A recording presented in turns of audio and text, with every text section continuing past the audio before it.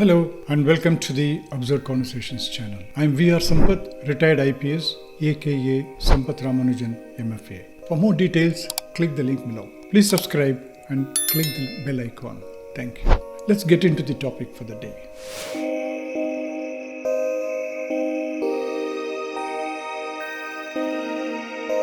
Today we are going to see a fiction from my side, My Best Friend. I had a friend who was the best. Does it imply that he is no longer my friend? You will know shortly. What is his name? That I will reveal in the end. It was a long time ago. He came into my life when I was young, inexperienced and innocent. He was the first one to recognize my talents. He wholeheartedly appreciated my actions. When I stood in front of the mirror, he was behind me, appreciating my looks. In the beginning, he was shy and was always in the background. I couldn't escape his admiring look wherever he was. He allowed me to take the limelight for the job done by both of us. He was like a shadow, always following me, unobtrusive. Whenever I met new people, my innocence came through first. My smile radiated my heart. People liked it and loved me for that, or so I thought. But it was my invisible friend who told me what the real intentions were and how am I being taken for granted. And he was right. I wondered how I missed the point. I started seeking his help frequently. He judged people for me and advised me as to who is right and who is wrong. He said all that was in my interest. I was so convinced about his good intentions that I trusted him with all my heart and soul. He never let me down. Strangely, he was absent when I stood in a vista point and admired nature. Later, I realized he was generally not present when I was alone. Probably he wanted me to enjoy my privacy. But he made it a point to be present whenever others were around, like a good PRO or a security guard. Time went by, circumstances changed, but the friendship continued. Marriage, wife, kids, colleagues, new jobs, and new circumstances came and went, but the friend never changed. I forgot slowly that he became the very basis of my life. He was a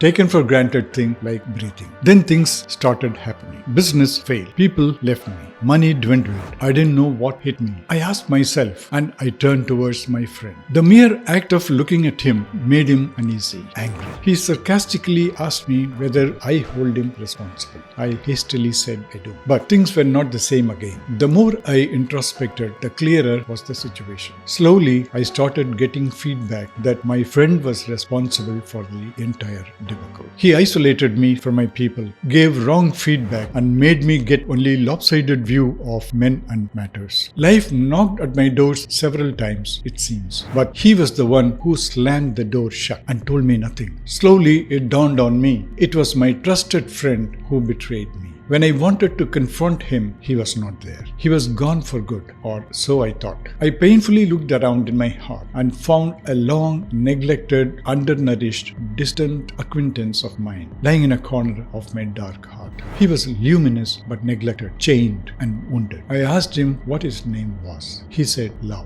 And who kept him in the dark cell without water or food? You guessed it right. It was my missing friend. I am sure you will find him too, pretending to be your friend, guiding through your life. His name is Ego. Is he gone forever from my life? No. Only he is not a friend anymore. He works part-time for me and I pay him minimum wages. I use him for my functions and not for my presence. My happiness did not last long. I was hoping to immerse myself more and more into my presence. But sadly, death intervened. My body dissolved into nothingness. I realized all my belongings and relationships were gone. I can no longer watch Netflix on Oculus as I had no eyes. Nor could my iPhone show my heartbeats as I had no heart. I lay in stupor for a long time when a man appeared in jeans and black tee, which had a legend, Karma, written over it. And he yanked me awake. Let's get going. Where? I asked. Look what your friend had done. He handed me a long list. It was the list of people he borrowed from in my name. The acres of my consciousness he dug up. The mind real estate he ravaged, and so on. You have to repay. Get ready, he said. If you behave in your next birth, you may get redemption, he said and left. I lay there for some more time. Then came another one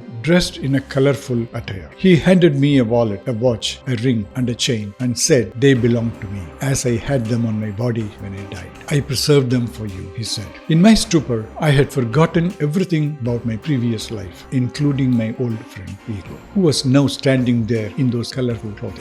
So it started all over again. New life, new circumstances, new girlfriend, or so I thought. It was much later that I realized I was born to the same parents in the same city and married the same woman. More importantly, I had the same old friend Ego guiding me through my life until I woke up again. Karma had the last laugh. Thank you.